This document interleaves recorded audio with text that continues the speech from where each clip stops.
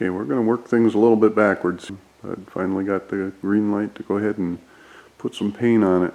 One of the things I really wanted to point out was that this the rear wing that is on here is actually from a 2000 to 2005 Celica GTS. If you notice, the way I've got it set up, it does not interfere with the gas cap. You're able to get to that. Now, the other thing that I don't know whether I'll get it exactly, but quite honestly, this spoiler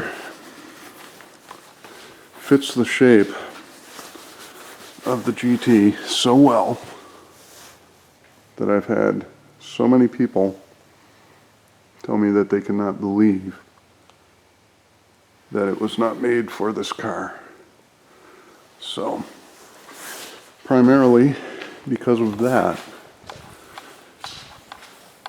I did want to take the time to show how I've got this installed on here. So this is the starting point. Let me do a little bit of dismantling to get at this. It's coming off now anyways. Now that the lights are out, you can see how that's kind of right in between. So one hand goes in each hole, and it's a 10mm nuts that are up and underneath, and fender washers, and we'll catch up once I get them out and show you. Well, this is a little bit later. I forgot how difficult it is to get these nuts in the very back. Small arms would be very helpful with this. But pretty much, as you know, there's a body seam right there, and then I've actually got the rear trim piece, the original ones. So my measurements are actually from the flush of what's in front of that trim piece, and basically from that body seam right here, it's a 1/2 inch over, and it was 1 1/4 inches up to the center of this hole for the back, and up front it's actually 5 inches all the way up to here, and it is 1 inch from the body seam over. And the one other thing that I would point out is on the bottom side, and good idea to actually utilize like a silicone or something like that on the bottom just to hold them up underneath once they are in.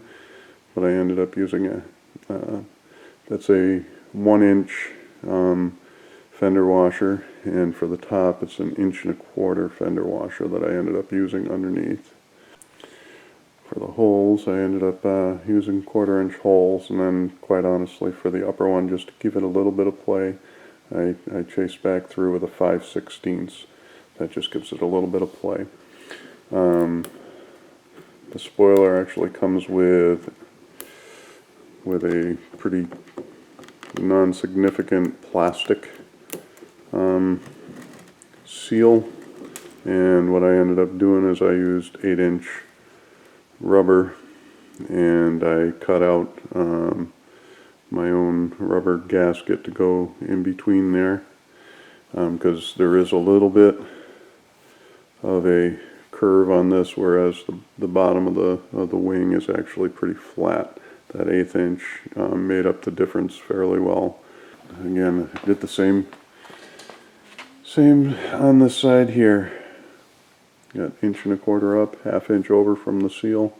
This one's 1 inch over from the seal, and 5 inches up from the back of the actual body, not the trim piece, but from the back of the body. And that is how I managed to get this spoiler on there.